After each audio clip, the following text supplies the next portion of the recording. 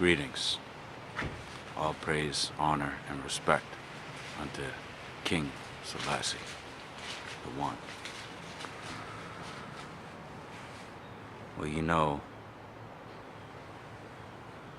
man-made economics is a system of oppression. The capital, money, or dollar is used as a tool to secure the benefits of the elite oppressive classes. If you know how the system works, you can have a better chance of using it to your advantage. If you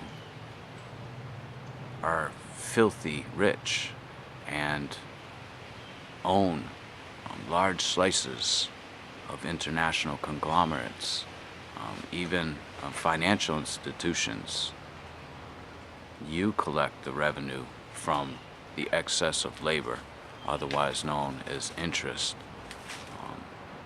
and you can manipulate that currency in so many different ways. The capital is only a tool so that the oppressive classes can extract more labor out of each individual. If you have a project that needs to be done, you pay money and a bunch of people come over and work on the project. Well, while those people, let's say it's an extension on your house, while you got those 20 guys over here doing the extension on the house, nobody is serving them, at least until they get enough money from their project, which is very minimal. So they may be able to hire, say, 1 or 2 guys to work on a project for themselves, but certainly not 20. So as people are laboring, they are getting less done. They are just doing it with anticipation of a monetary value in return. In other words, not everybody can get equivalent improvements at the same time, because if that were the case, then we would all have to work on our own projects and have the same level of skill. So the elite hires the skillful people to come and get their projects done, and nobody else can afford those people at the time. The system is more than rigged. This election cycle told us that it's more than rigged.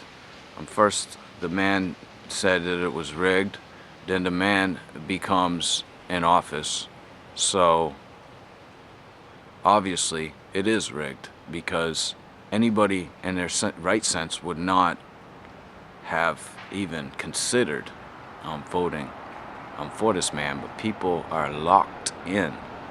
The media conglomerates, through the television, various news sources, and not just Fox News, really sold this issue to the people.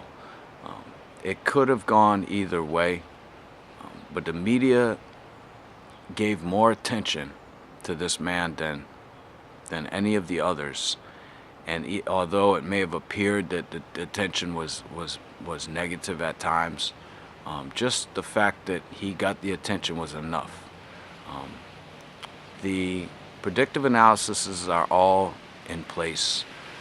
Nobody at the top of the tower was shocked that this man beat the odds. All the processes are digital, so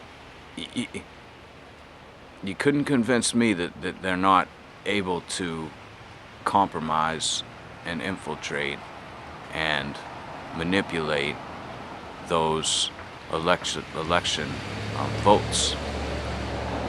We see trains going off the rails. Everything digital is vulnerable. People are hacking in and people are changing numbers.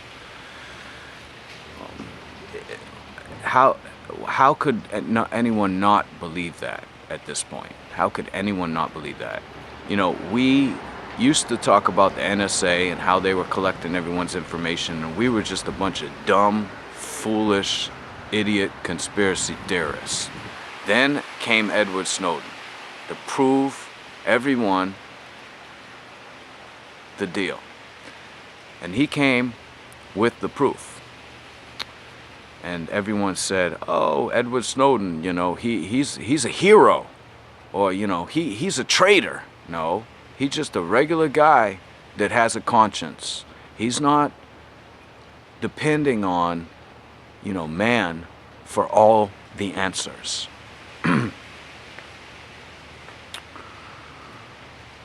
So then all of a sudden nobody's a conspiracy theorist no more. It's just that, you know, this is a bad guy, and, you know, this was a program that had been in place for so long now. Everybody should have known, you know. So we are really dealing with evil forces.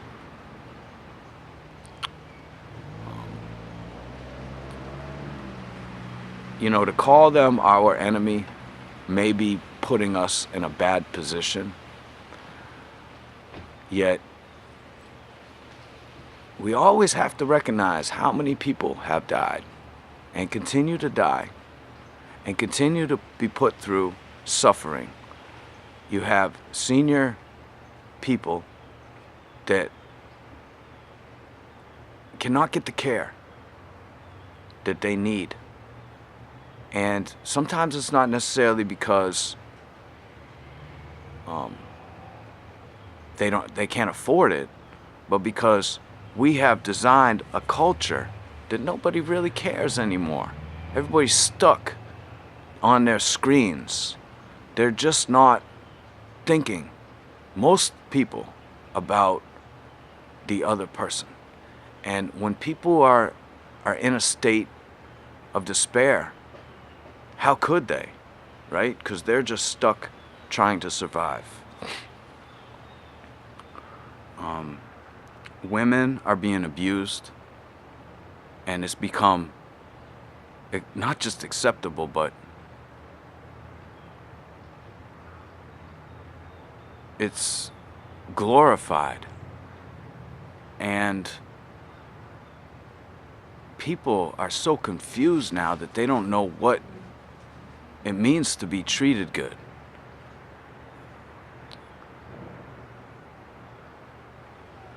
Now, the situation is that the media wants to project all their energy into these evil forces, because the evil forces are what, you know, bankrolls those corporations. There is no even playing field. I can't say start a television program or radio station without major resources, and, you know, they're gonna look at you in your profile and say no. So there's no balance. Everything is leaning towards the side of the oppressor classes.